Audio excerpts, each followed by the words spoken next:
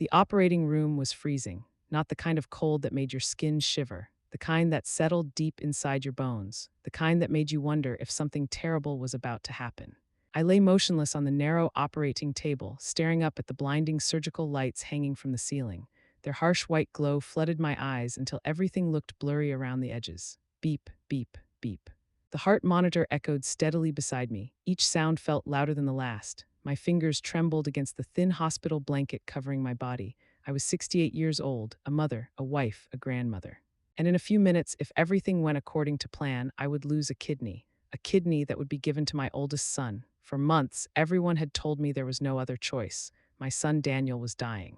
That was what the doctors said. That was what my daughter-in-law Vanessa repeated every day. That was what her parents reminded me every chance they got. You are his mother. A mother sacrifices everything.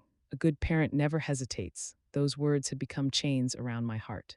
And eventually, I stopped fighting. I signed every document they placed in front of me. I agreed to everything, because what kind of mother would let her son suffer? What kind of mother would refuse? But now, lying on that table, I couldn't stop the strange feeling growing inside my chest. Something wasn't right. I didn't know why. I couldn't explain it, but it felt as if an invisible hand was trying to warn me. The nurse beside me adjusted the IV line. "Everything is ready, Mrs. Carter," she said kindly. I forced a smile. "Thank you." My voice sounded weak, older than I remembered.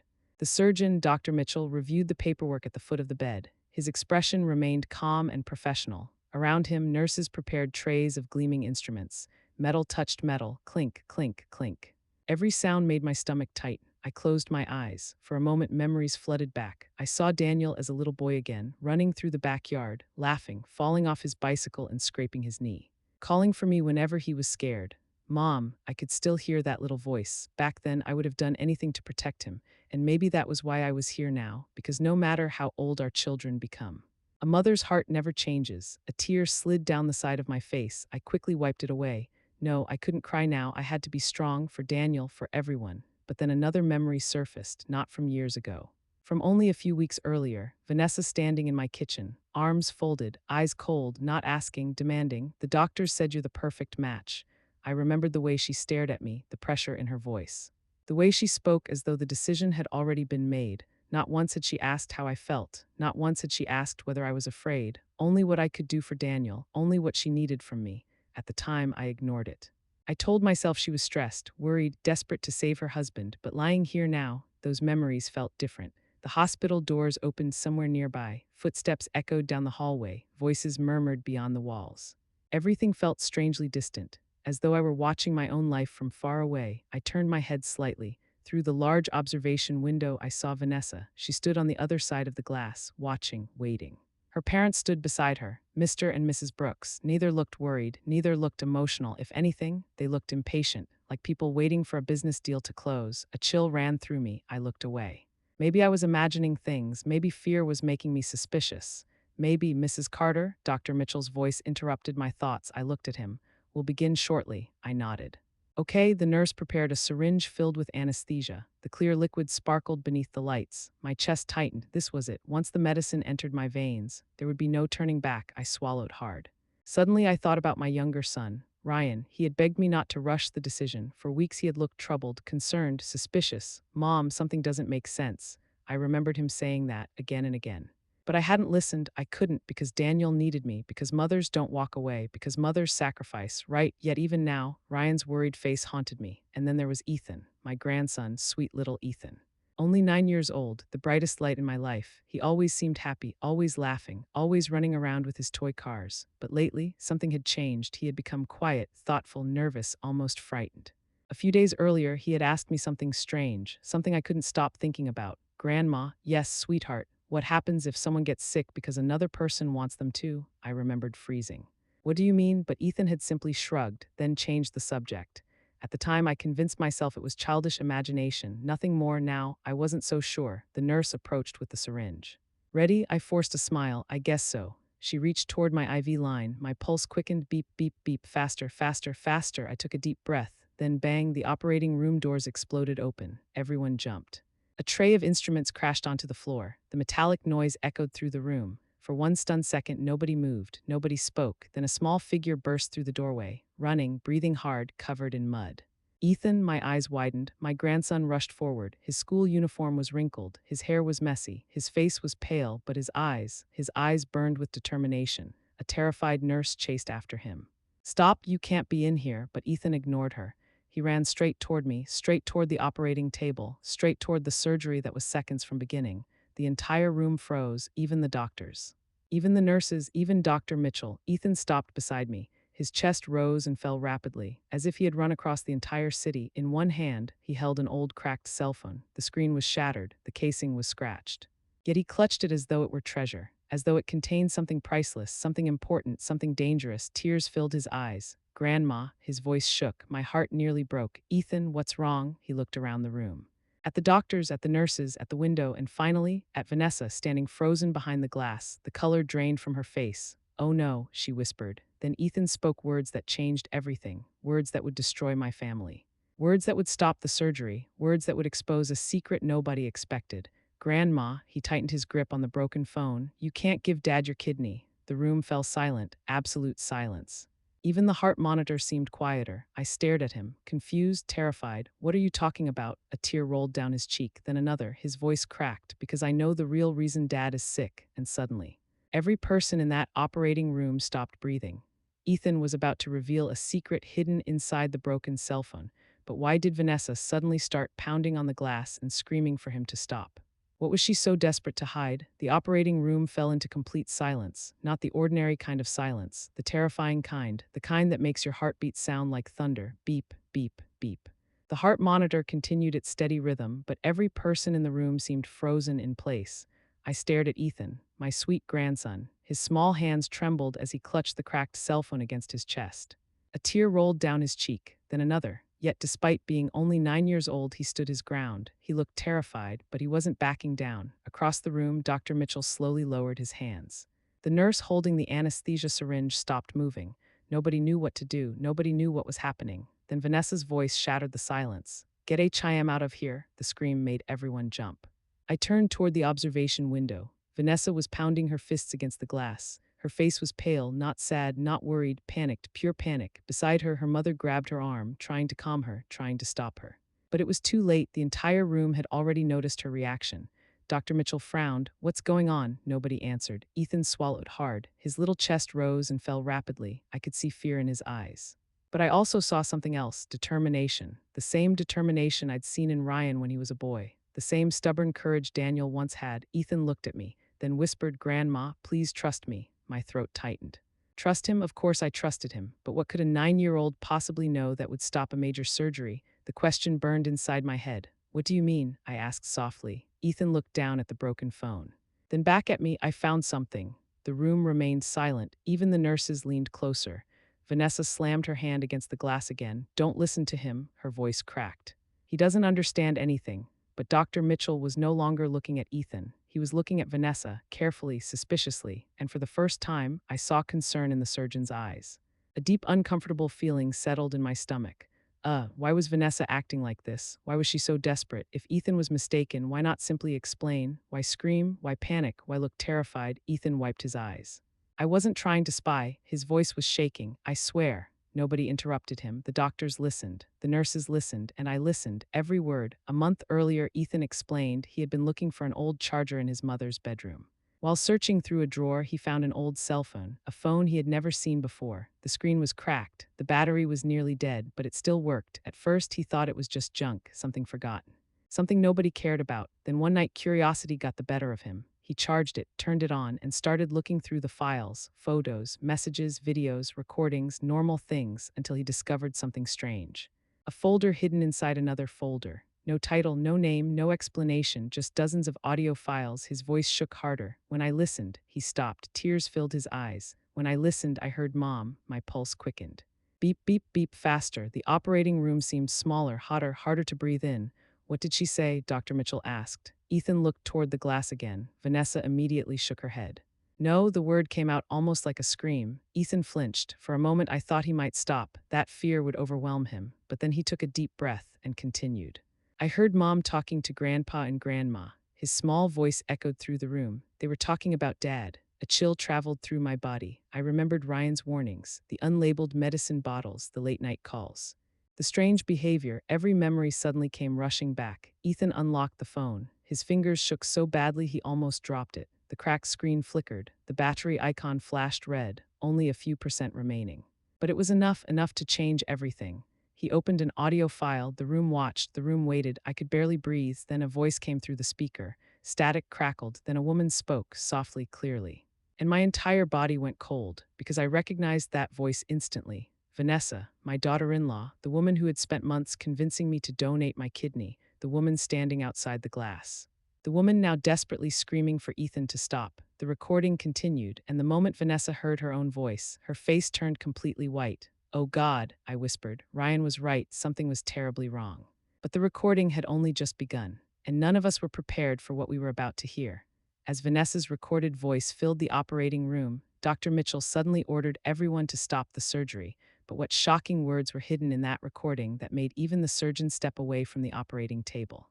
The operating room felt smaller with every passing second. Nobody spoke, nobody moved, even the nurses seemed afraid to breathe. The faint hiss of the air conditioning mixed with the steady beeping of the heart monitor. Beep, beep, beep. I stared at the cracked cell phone in Ethan's trembling hands. My heart pounded so hard it felt painful. Vanessa's voice was already coming from the speaker. There was no denying it, no misunderstanding, no mistake, it was her. Outside the glass window, Vanessa looked like she might collapse. Her face had gone completely pale. Her eyes darted nervously around the room. For the first time since I'd known her, she looked scared, truly scared, not worried, not stressed. Terrified, the audio crackled for a moment. Then the conversation became clearer. A man's voice spoke first. I recognized it immediately, Vanessa's father. "If everything goes according to plan, we'll finally get what we need." A knot formed in my stomach. The recording continued, then Vanessa answered. "She'll agree." Her voice sounded calm, confident, almost cold. "She always does." The operating room remained silent. I felt my fingers curl into the blankets. She. Who was she talking about? Then another voice entered the conversation. Vanessa's mother. What if she changes her mind? Several long seconds passed. Then Vanessa laughed softly, a laugh that made my blood run cold. "She won't." My pulse quickened. Beep, beep, beep, faster. "She's too attached to Daniel." A cold wave washed through my body. I swallowed hard. Every muscle in my neck tightened. Vanessa continued. "When the time comes, she'll do exactly what we expect." Nobody in the operating room said a word. But I saw the expressions changing. The nurses looked uncomfortable. Dr. Mitchell's jaw tightened. One of the younger doctors exchanged nervous glances with another staff member, and suddenly I understood. The she in the recording was me. They were talking about me like I wasn't a person, like I was a tool, like I was something to be used. Tears stung my eyes. For months I had worried about Daniel, prayed for Daniel, cried for Daniel, sacrificed for Daniel. Meanwhile, they had been discussing me behind closed doors, planning, calculating, assuming. The recording continued. Vanessa's mother spoke again. "What about the test results?" The room became even quieter. Even Ethan seemed afraid of what might come next. Several seconds of static followed, then Vanessa answered, and the words that came out of the speaker made my entire body freeze. "Don't worry." Her voice sounded calm, cold, controlled.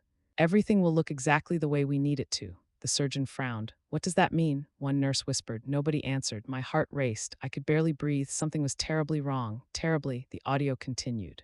Vanessa's father chuckled, a dark, unpleasant sound. And Daniel, several seconds passed. Then Vanessa replied, "He's getting weaker every day." I felt sick. A horrible sensation crawled through my stomach.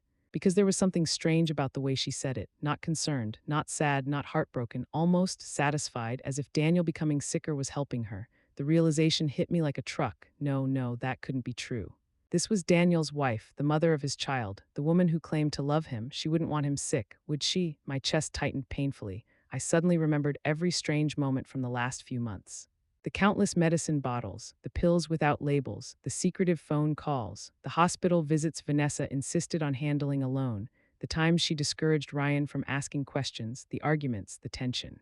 The fear in Ethan's eyes, the warnings Ryan kept giving me. Oh God, Ryan, maybe he had been trying to tell me the truth all along. The recording ended abruptly. Silence filled the room once again. Nobody moved, nobody spoke. The cell phone speaker went quiet. Only the heart monitor remained. Beep, beep, beep. I looked at Dr. Mitchell. His face had completely changed. The calm confidence he carried earlier was gone. Now he looked deeply concerned. "Where did this recording come from?" he asked. Ethan swallowed hard. "The old phone belonged to Mom." Vanessa immediately exploded. "He's lying." Her scream echoed through the hallway. Several nurses jumped. "He's just a child. He's confused. None of this means anything." But her voice sounded desperate now. Desperate people make mistakes, and everyone in the room could hear it. Dr. Mitchell turned toward the observation window. His expression hardened. "Mrs. Brooks," he said firmly, "until we understand what's happening, this procedure is suspended." Vanessa's eyes widened. "No," the word came out like a gunshot. The surgeon didn't react. "Nobody touches this patient." A heavy silence followed, then something happened that made my stomach drop even further. Ethan looked down at the phone again. His small hands trembled. "There are more recordings." The entire room froze. More. My heart nearly stopped. More recordings, more secrets, more evidence, and judging by the fear spreading across Vanessa's face, the next recording would be even worse. Ethan reveals that the phone contains multiple recordings, but what terrifying conversation is hidden in the next file, one so dangerous that Vanessa suddenly tries to force her way into the operating room before anyone can hear it. The air inside the operating room felt heavy, too heavy, as if the walls themselves were closing in around us. Nobody moved, nobody spoke, everyone stared at Ethan, and everyone stared at the cracked cell phone in his hands. "There are more recordings," he repeated. His voice was small, but the impact of those words hit like a thunderbolt. Outside the observation window, Vanessa looked ready to explode. "No," she screamed. "Turn that off." Her panic sent a chill through the room, because innocent people don't usually react like that. Dr. Mitchell folded his arms. His expression had grown serious, very serious. "Play it," Ethan nodded. His fingers trembled as he opened another file. The room fell silent once more. Static crackled, then voices emerged. At first, they were difficult to understand. The audio quality wasn't great. But after a few seconds, the conversation became clear, and once again, the voice belonged to Vanessa. "How much longer?" she asked. A man's voice answered, unknown, calm, businesslike. "Not much longer." My stomach twisted. The man continued. "The symptoms are progressing exactly as expected." Expected? The word slammed into my chest. Expected? What symptoms? Daniel's symptoms? The room became colder. The recording continued. Vanessa lowered her voice. "Good, good." I felt sick. A nurse beside me covered her mouth. Even Dr. Mitchell's face darkened. The unknown man spoke again. "The dosage has been enough." Dosage. The word echoed inside my head. Dosage, medicine, pills. The unlabeled bottles Ryan had found. The strange blue capsules, the suspicious behavior, everything suddenly seemed connected. Everything. Vanessa laughed quietly. "Then the transplant will happen soon." A sharp silence followed. Then the man replied, "Once the surgery happens, nobody will ask questions." My heart stopped. Nobody will ask questions? Questions about what? The recording ended abruptly. Silence exploded throughout the room. The nurses stared at each other. Nobody knew what to say. Nobody wanted to be the first, because the implications were horrifying. I felt tears gathering in my eyes, not because I understood everything, because I understood enough. Enough to know that something terrible had been happening right in front of me, and I had missed it for months, maybe years. I looked toward the observation window. Vanessa wasn't screaming anymore. She wasn't arguing. She wasn't pretending. She simply stood there, frozen, like someone watching her entire world collapse. Then Dr. Mitchell spoke. His voice was cold, professional, dangerously calm. "Cancel the procedure immediately." The room erupted into movement. The nurse carrying the anesthesia stepped back. Another doctor began removing equipment. Several staff members exchanged worried looks. The surgery was over, before it had even begun, and somehow, I knew this nightmare was only getting started. Because Ethan wasn't finished, not even close. He looked down at the phone again. Tears filled his eyes. "There's one more thing." A terrible feeling settled inside my chest. One more thing. And judging by the fear that flashed across Vanessa's face, this final piece might destroy everything. Ethan claims the phone contains something even worse than the recordings, but what could be so devastating that Vanessa suddenly starts begging everyone not to look? Vanessa's confidence was gone, completely gone. The woman who had spent months controlling every conversation now looked terrified, and that terrified me, because guilty people fear evidence. Ethan stared at the cracked screen. His hands were shaking harder now. I could see how frightened he was. He was only 9 years old. No child should be carrying a burden like this. No child should be standing in an operating room trying to save his grandmother. Yet here he was, fighting for the truth, fighting alone. Dr. Mitchell crouched beside him. "What else did you find, Ethan?" The boy swallowed, then looked directly at me, his eyes filled with tears. "Grandma," his voice cracked. I didn't want to believe it. My heart broke. "Oh, sweetheart." He wiped his eyes, then opened another folder. Unlike the recordings, this one contained a video. The screen flickered, a blurry image appeared. The quality was poor, dark. Shaky, clearly recorded in secret, but it was enough, more than enough. The room leaned closer. Everyone watched. The video showed a parking lot. Nighttime, dim streetlights, several parked cars, then two familiar figures entered the frame.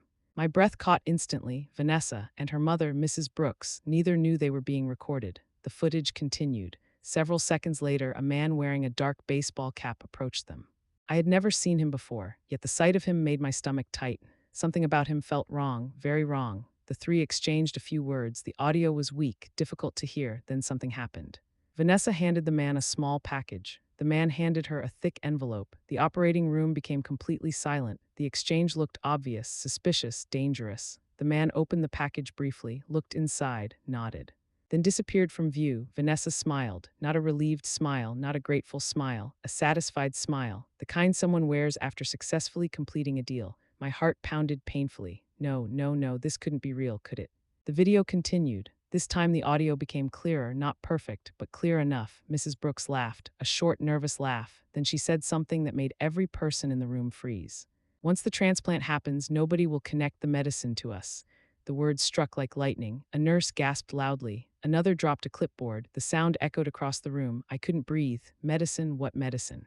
What had they been giving Daniel? My vision blurred. Tears filled my eyes. Suddenly, Ryan's warnings came flooding back. The hidden pills, the missing labels, the late-night deliveries, the mysterious visitors, the lies, oh God. Ryan had been trying to protect us, and I hadn't listened. The video ended. The screen went black. Nobody moved. Nobody spoke. Even the heart monitor seemed distant now. Dr. Mitchell slowly stood. His face was pale. One of the nurses looked ready to cry. Another stared at Vanessa through the glass with pure disbelief. Outside the room, Vanessa stumbled backward. For a moment she looked as though she might faint. Then she screamed, a raw, desperate, terrified scream. That's not what it looks like, but nobody believed her anymore. Not after the recordings, not after the video, not after everything. Then Dr. Mitchell turned toward the staff. His voice was firm. This is no longer a medical matter. The room went silent. He reached for the phone mounted on the wall and spoke the words that changed everything forever. Call hospital security. My blood turned cold because for the first time, someone was finally treating this as what it might actually be. Not a misunderstanding, not family drama, not suspicion. A crime. As security rushes toward the operating room, Ryan suddenly arrives with a shocking piece of evidence of his own. But what he reveals about Daniel's medication leaves everyone questioning whether Daniel was ever naturally sick in the first place. The operating room was no longer a place for surgery. It had become a battlefield where truth and lies were finally colliding. The moment Dr. Mitchell ordered security to be called, chaos erupted outside the observation window. Vanessa began pounding on the glass. Her mother grabbed her arm. Her father was shouting at hospital staff, but nobody was listening anymore. Not after the recordings, not after the video, not after the evidence. I lay on the operating table trembling. My heart felt like it was being squeezed by an invisible hand. For months, I had believed I was saving Daniel. Now, I didn't even know what was real anymore. Then suddenly, bang. The operating room door opened again. Everyone turned. Ryan rushed inside. His face was drenched with sweat. His work shirt was stained with grease. His chest rose and fell rapidly. He looked exhausted but determined. Stop everything, he shouted. Dr. Mitchell looked at him. The surgery has already been stopped. Ryan froze. For a moment, relief flashed across his face. Then he saw Ethan, then the phone, then me, and immediately he understood. You know, I nodded slowly. Tears filled my eyes. Oh, Ryan, his shoulders dropped. For months he had tried to warn me. For months I had refused to listen. The guilt hit me hard. Ryan walked toward the bed. His eyes were red. Not from anger, from heartbreak. Mom, his voice cracked. I tried. I grabbed his hand. I know. The words barely escaped my lips. Ryan looked away for a moment, as if trying not to cry, then he reached into his backpack. I brought something. Every person in the room watched. Slowly, Ryan placed several small bottles on a nearby table. The room fell silent. I immediately recognized them. Medicine bottles. The same kind I had seen near Daniel's hospital bed. The same kind Vanessa always hid. The same kind she claimed were vitamins. Dr. Mitchell stepped forward. What are these? Ryan swallowed. I took them from Daniel's house. The surgeon picked up one bottle. His expression immediately changed. There was no pharmacy label, no patient information, no prescription details, nothing, just plain white containers. My stomach turned. Oh God, Ryan nodded grimly. That's exactly what I thought. The room grew quieter. Then Ryan said something that sent chills through everyone present. I had them tested. Every nurse froze. Every doctor looked up. What? Dr. Mitchell asked. Ryan pulled folded papers from his backpack, laboratory reports, official reports. I paid for an independent analysis. The surgeon quickly took the documents. His eyes scanned the pages. The color slowly drained from his face, and that terrified me because doctors don't scare easily. Dr. Mitchell looked up. His voice was barely above a whisper. These aren't vitamins. The room exploded with shock. I felt my chest tighten. The surgeon continued reading. Then he said the words none of us were prepared to hear. These substances can cause severe kidney damage if taken repeatedly. I couldn't breathe. My vision blurred. The operating room seemed to spin. Kidney damage, kidney damage. The words echoed endlessly inside my mind. Ryan's voice trembled. Daniel wasn't getting better because somebody was making him worse. The room fell completely silent, and outside the glass, Vanessa stopped screaming because she knew the truth was finally catching up to her. Ryan's test results reveal a horrifying possibility, but when Daniel himself hears what's happening, he refuses to believe it and makes a shocking accusation that leaves the entire family stunned.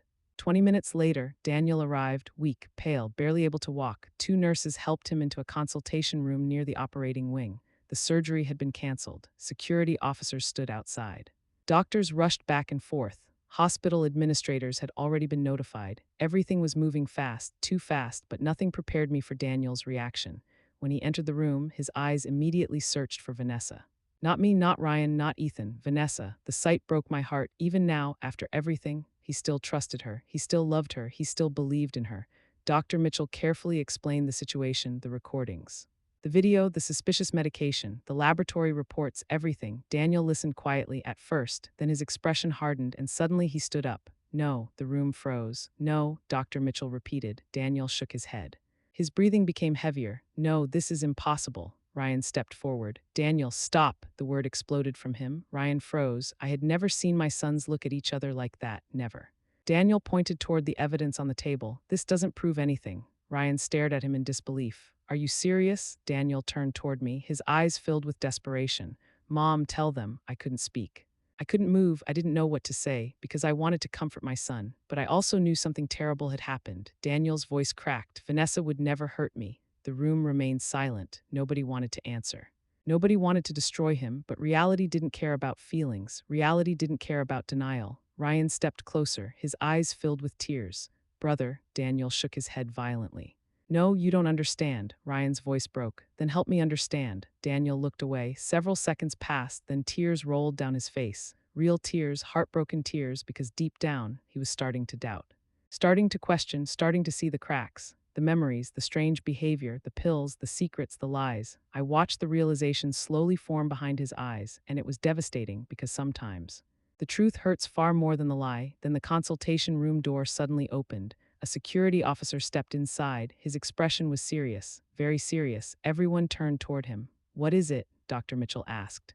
The officer swallowed, then spoke. We found something in Mrs. Brooks' vehicle.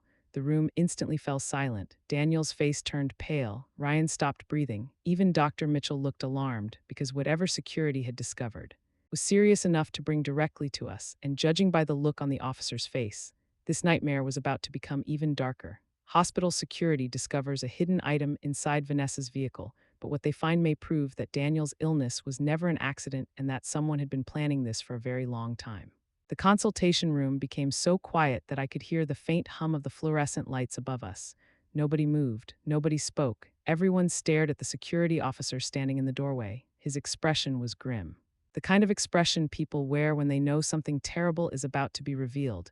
Dr. Mitchell stood up immediately. What did you find? The officer glanced toward Daniel, then toward me, almost as if he was deciding whether we were ready to hear it. Finally, he spoke. We found a locked storage box inside Mrs. Brooks' vehicle. Ryan frowned. A box, the officer nodded.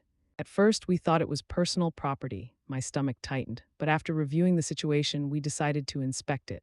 Daniel's face turned pale. Vanessa sat silently in the corner under security supervision.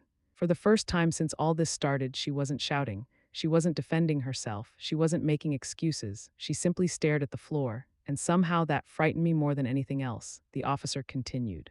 Inside the box were dozens of medication containers. The room froze. Ryan slowly closed his eyes as if he already knew, as if this was exactly what he expected. My hands started trembling.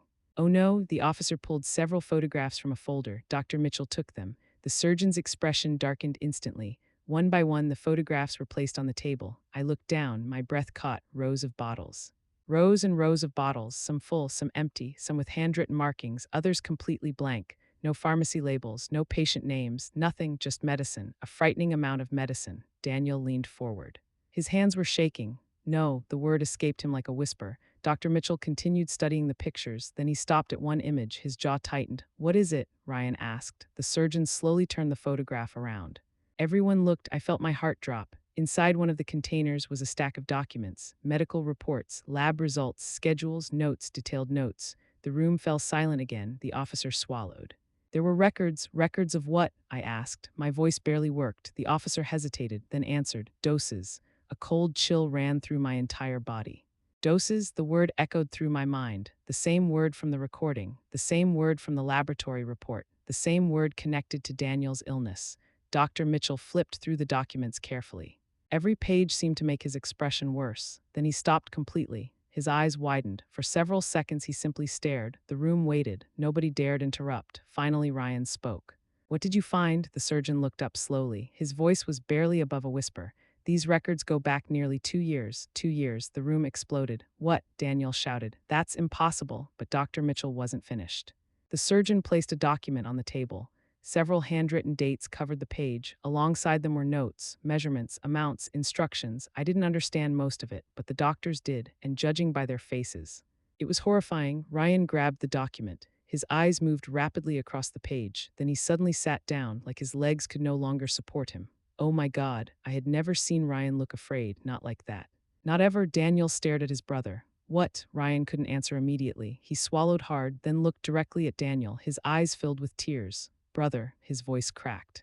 "This wasn't happening for a few weeks." Daniel stopped breathing. Ryan continued. "It wasn't happening for a few months." The room felt frozen. Then Ryan whispered the words that shattered what little hope remained.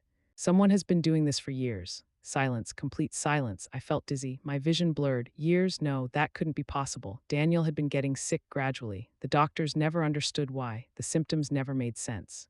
Treatments barely helped. Every explanation led nowhere. And now, a terrifying possibility stood before us. What if it wasn't a mystery? What if someone had been creating the illness? My hands covered my mouth. Tears spilled down my cheeks. I looked toward Daniel. His face had become ghostly white. For the first time since entering the room, he looked truly frightened, not defensive, not angry, terrified, because deep down, he was finally starting to believe. Then suddenly Ethan spoke. His small voice broke the silence. "Grandma," I turned toward him. His eyes were filled with tears. I remembered something. Every head in the room turned toward the boy. Dr. Mitchell crouched beside him. "What is it, Ethan?" Ethan hesitated. His little hands twisted nervously. Then he whispered something that made the room freeze all over again. "I saw Mom giving Dad pills when nobody else was around." My heart stopped. Daniel's eyes widened. Ryan froze. Even the security officer looked stunned. Ethan continued. "I asked what they were." A tear rolled down his cheek. "Mom told me never to tell anyone." The room fell silent. And in that moment, I realized this nightmare was far from over, because if Ethan's memory was true, then the next question was far more terrifying. What exactly had Vanessa been giving Daniel all these years? Ethan's shocking memory changes everything, but the next discovery is even worse. When doctors compare the pills from Vanessa's car with Daniel's medical records, they uncover a connection so disturbing that hospital staff immediately contact law enforcement. The consultation room felt suffocating. No one spoke after Ethan's confession. The little boy sat quietly beside me, tears rolling down his cheeks. His small shoulders trembled, and my heart broke for him. A child should never have to carry secrets like this. A child should never be forced to choose between protecting a parent and telling the truth. But Ethan had chosen the truth, and now there was no turning back. Dr. Mitchell immediately called the hospital laboratory. The suspicious bottles recovered from Vanessa's vehicle were rushed for emergency testing. The wait felt endless. Minutes crawled by like hours. Daniel sat in complete silence. His eyes were fixed on the floor. Every now and then he'd glance toward Vanessa, almost as if he wanted her to deny everything, to explain everything, to tell him this was all a misunderstanding, but Vanessa remained silent. The silence itself felt like an admission. Ryan paced the room, back and forth, unable to sit still, unable to hide his anger. Then finally, the laboratory director arrived. His expression alone made my stomach drop. He carried several folders, several test reports, and none of them looked good. Dr. Mitchell stood. "What did you find?" The director opened the first report. "The pills contain compounds capable of causing progressive kidney deterioration when administered over a long period." The room froze. I stopped breathing. Daniel's head snapped upward. "No," the laboratory director continued. "The damage would appear natural." Natural. The word hit like a hammer. Natural. Meaning doctors would struggle to identify the true cause. Meaning Daniel's illness could have been manufactured. Meaning someone may have been slowly destroying his health while everyone believed he was simply unfortunate. Ryan slammed both hands onto the table. I knew it. His voice cracked with emotion. I knew something was wrong. Nobody answered, because nobody could deny it anymore. The evidence was overwhelming. The recordings, the videos, the bottles, the lab reports, the hidden documents. Everything pointed toward one horrifying possibility. Someone had been poisoning Daniel. Then Dr. Mitchell turned another page. His face darkened. "What is it?" I whispered. The surgeon looked directly at me. "The compounds found in these pills match abnormalities that have appeared in Daniel's blood tests for nearly 2 years." The room erupted. Daniel nearly fell from his chair. I covered my mouth. Tears streamed down my face. 2 years. 2 years of suffering, 2 years of hospital visits, 2 years of fear, 2 years stolen from my son, and all this time, someone may have been responsible. The realization shattered me, but then another terrifying thought appeared. If someone had made Daniel sick, why? Why go through all this? Why destroy his kidneys? What was the end goal? And judging by Dr. Mitchell's expression, he was beginning to suspect the answer. The doctors now believe Daniel's illness may have been deliberately created, but when investigators discover financial documents linked to Vanessa's family, a shocking motive finally begins to emerge. The police arrived less than an hour later. 2 detectives, one man, one woman, both carrying notebooks, both looking extremely serious. By now, the hospital had become a crime scene. Security footage was being reviewed. Evidence was being collected. Witnesses were being interviewed. Everything was changing rapidly. I sat quietly beside Ethan, holding his hand. The poor boy looked exhausted, yet somehow he remained brave, braver than most adults in the room. Detective Harris placed several documents on the conference table.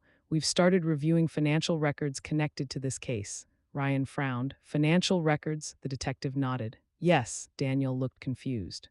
"What does money have to do with any of this?" The detective exchanged a glance with her partner, then opened the folder. Inside were bank statements, transfer records, account information, pages and pages of numbers. Most of it meant nothing to me, but it clearly meant something to the investigators. The detective pointed to several highlighted transactions. "We found unusually large deposits entering accounts associated with Vanessa's parents." Ryan leaned forward. "How large?" The detective answered. "Over $600,000 during the last 18 months. The room went silent. $600,000. Daniel stared at the papers, his face pale. "What?" the detective continued. "The payments came from multiple sources. Businesses, research companies, private organizations." Dr. Mitchell's eyes narrowed. "Research companies?" The detective nodded. "That's what caught our attention." A cold feeling settled into my chest. Research companies. Suddenly, Ethan's recordings came rushing back. The conversations, the mention of results, the mention of data, the mention of the transplant. The mention of medicine, everything seemed connected. Ryan looked horrified. "You think they were getting paid?" The detective didn't answer immediately. Instead, she pulled out another document, then slid it across the table. Dr. Mitchell picked it up first. His expression changed instantly. The detective spoke quietly. "The document references experimental pharmaceutical reporting." Nobody moved, nobody breathed. The detective continued. "We don't know the full details yet, but it appears someone may have been collecting information related to long-term medication effects." I felt dizzy. The room spun. Experimental, reporting, data collection. The words sounded unreal.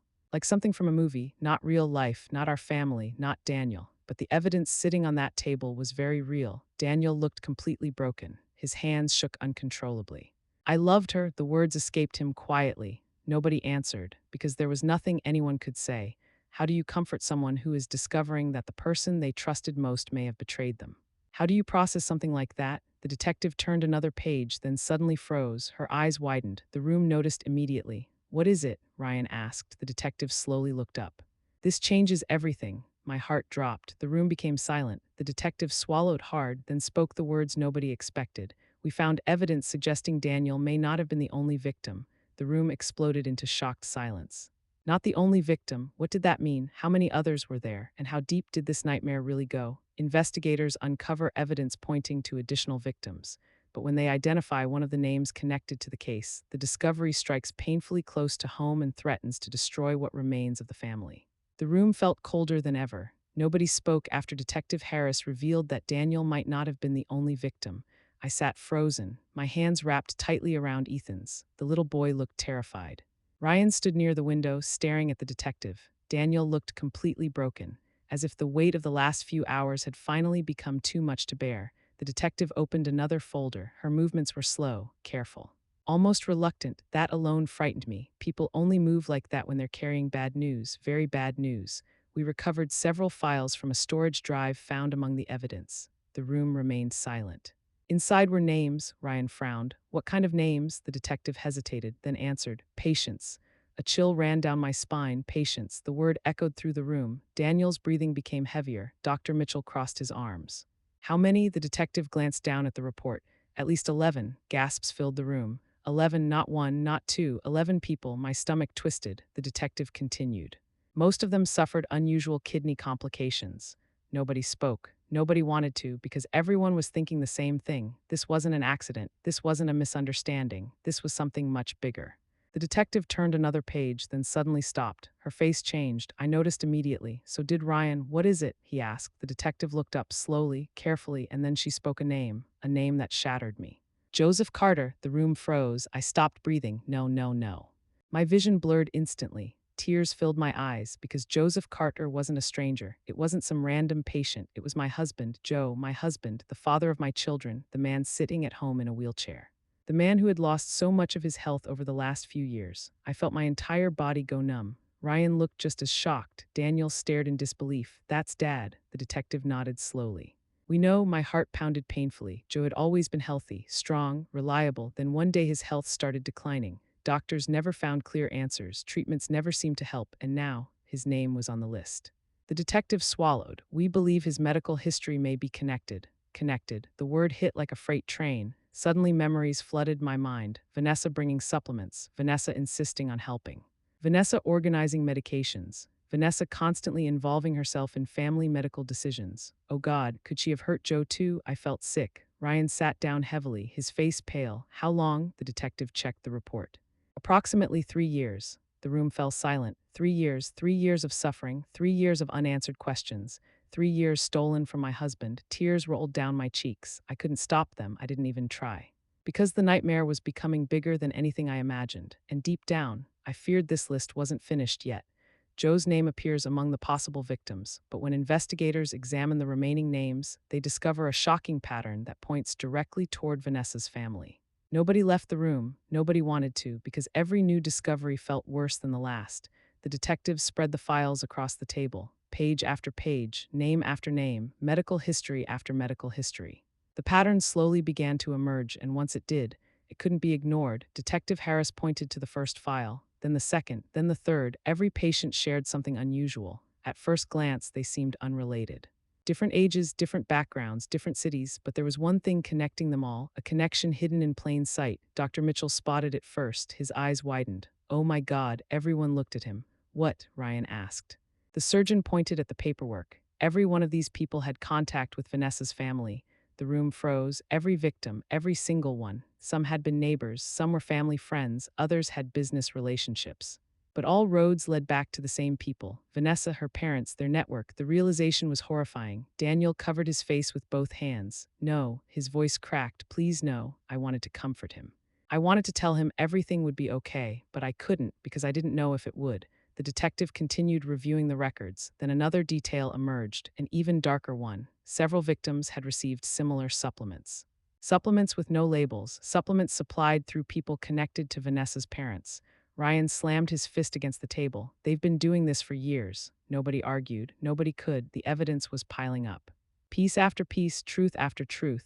Then Ethan suddenly spoke. His small voice cut through the silence. I remember something else. Every head turned toward him. The boy looked nervous, scared, but determined. What is it, buddy? Ryan asked gently. Ethan swallowed, then looked at Daniel. Dad. Daniel slowly looked up. Ethan's eyes filled with tears. I heard Mom talking about Grandpa. The room instantly went silent. Which grandpa? The detective asked. My grandpa Joe. My heart nearly stopped. The boy continued. It was late at night. I couldn't sleep, so I went downstairs. His voice trembled. I heard Mom talking on the phone. Nobody interrupted. Nobody dared. Ethan squeezed my hand tighter, then whispered something that made my blood run cold. She said Grandpa Joe was becoming useful. Useful. The room froze.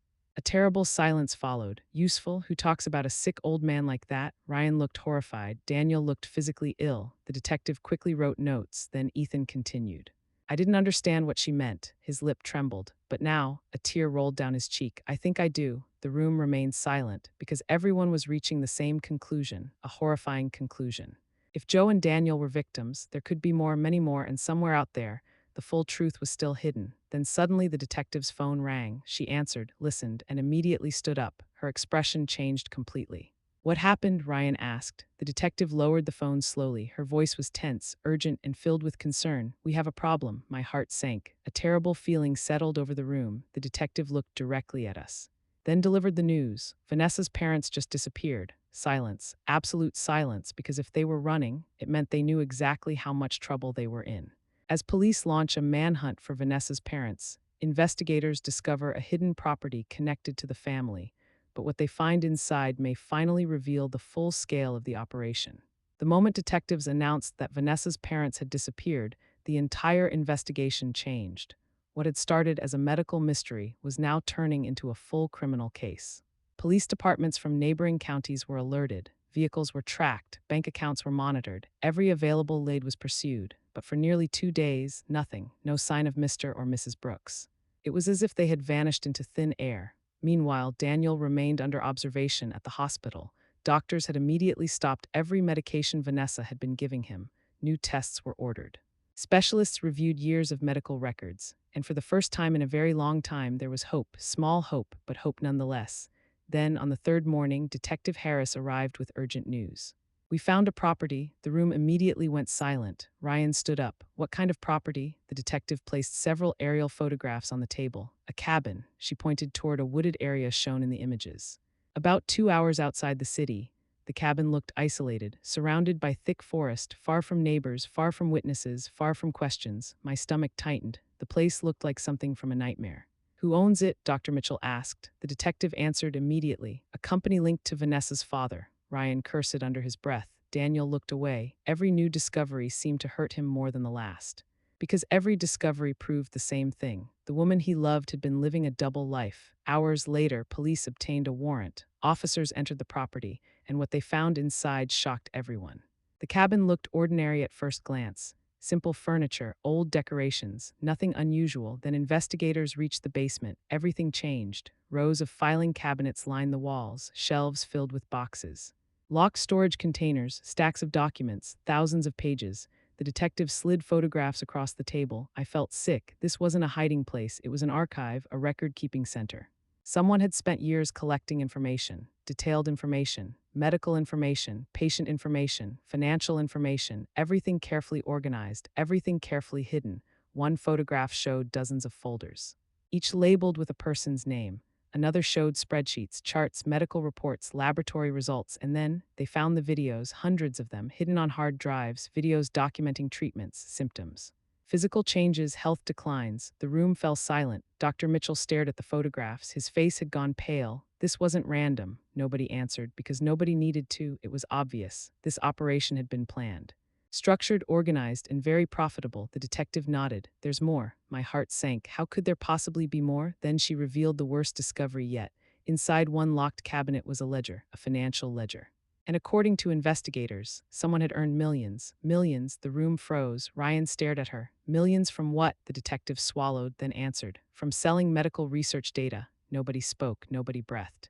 Because the implication was horrifying. Human beings had become products. Patients had become experiments. Lives had become business opportunities. And somewhere inside those records, the complete truth was waiting. Investigators uncover millions of dollars linked to the secret operation. But one document found in the basement contains a name nobody expected, a name that places Vanessa at the center of everything. The cabin discovery sent shockwaves through the entire investigation. By now, local news stations were reporting the story. Medical regulators became involved. Federal investigators began reviewing evidence.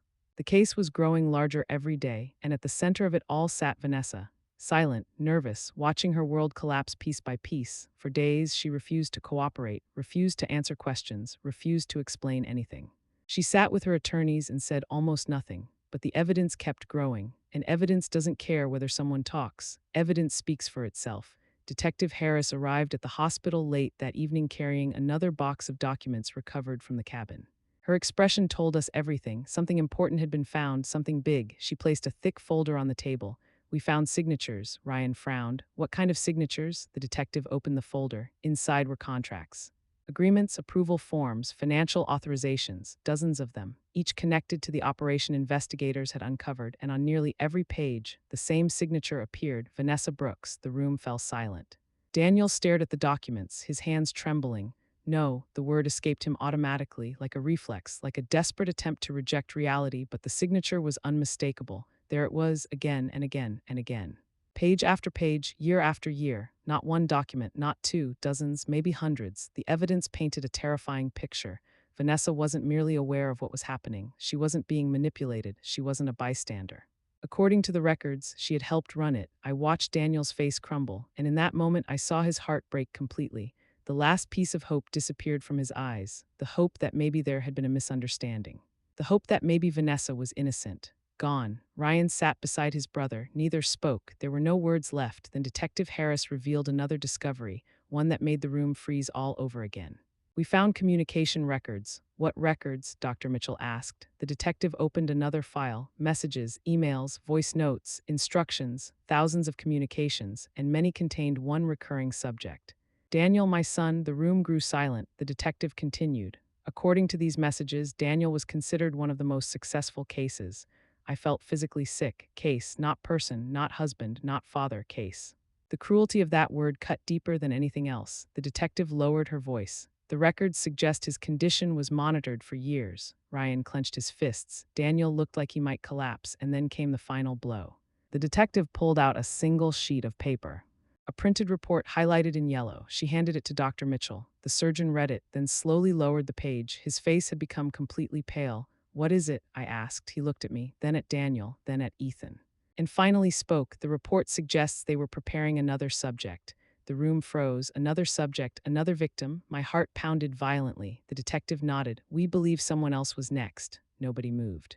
Nobody breathed. Then Ryan asked the question everyone feared. "Who?" The detective slowly opened another folder. Inside was a photograph. She placed it face down on the table, then turned it over. The moment we saw the picture, the room erupted in shock because the next target wasn't a stranger. It wasn't a random patient. It wasn't someone outside the family. It was someone sitting in that very room.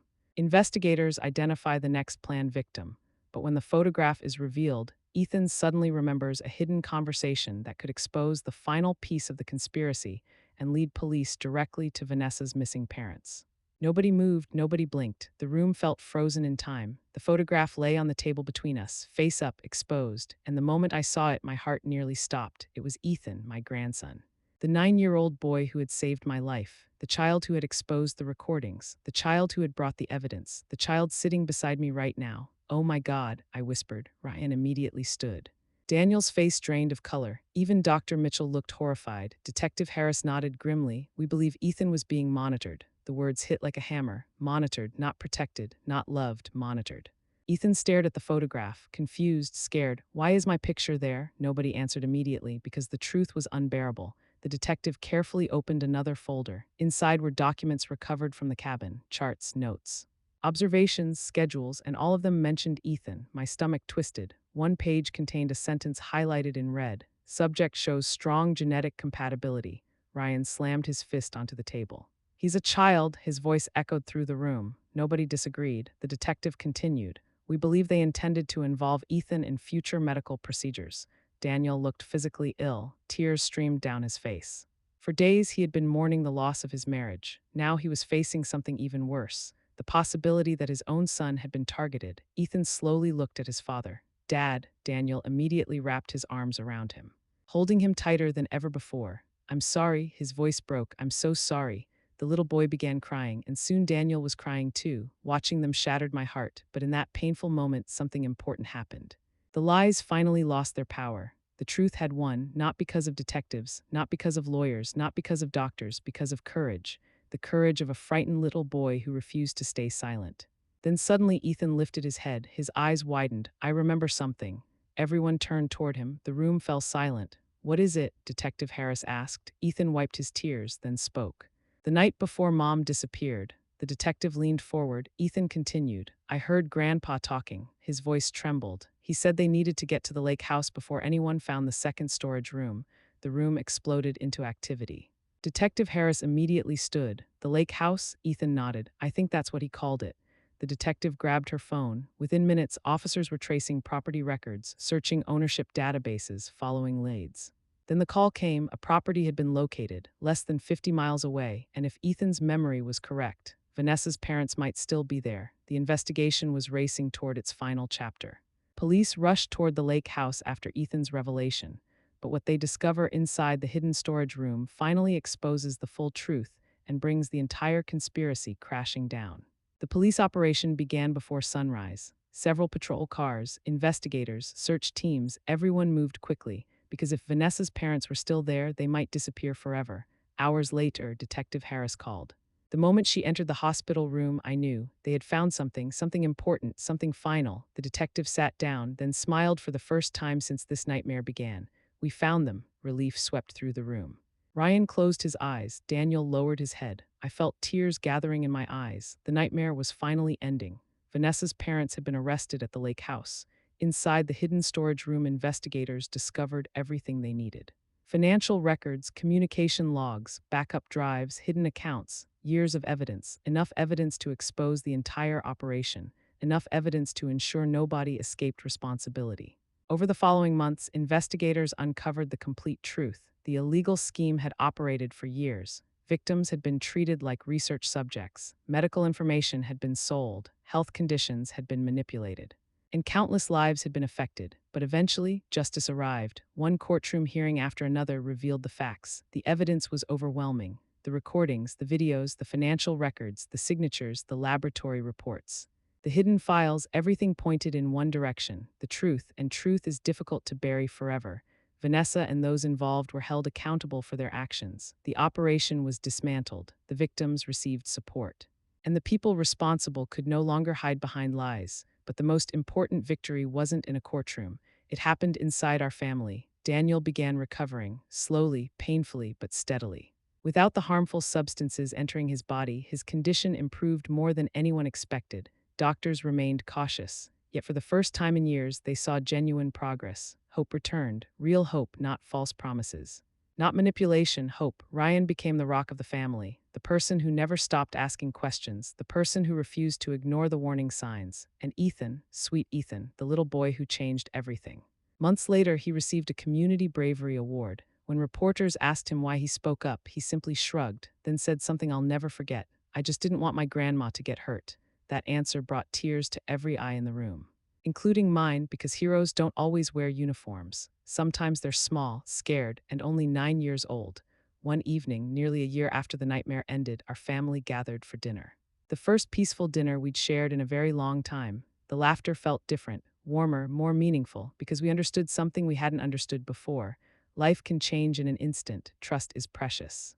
And silence can be dangerous. As I watched Ethan laugh across the table, I thought about everything we'd survived. Then I realized something. The people who tried to control our lives had lost, not because they were weak. Because truth is stronger than deception. Always and eventually, the truth finds a way to be heard, no matter how hard someone tries to silence it. Sometimes the hardest person to question is the person we trust most. But love should never require blindness. Pay attention to warning signs. Listen when something feels wrong. Ask difficult questions. Protect the people you love. And remember, a single brave voice can expose 1,000 lies. In the end, courage is not the absence of fear. Courage is telling the truth even when you're terrified, and sometimes that courage can save an entire family.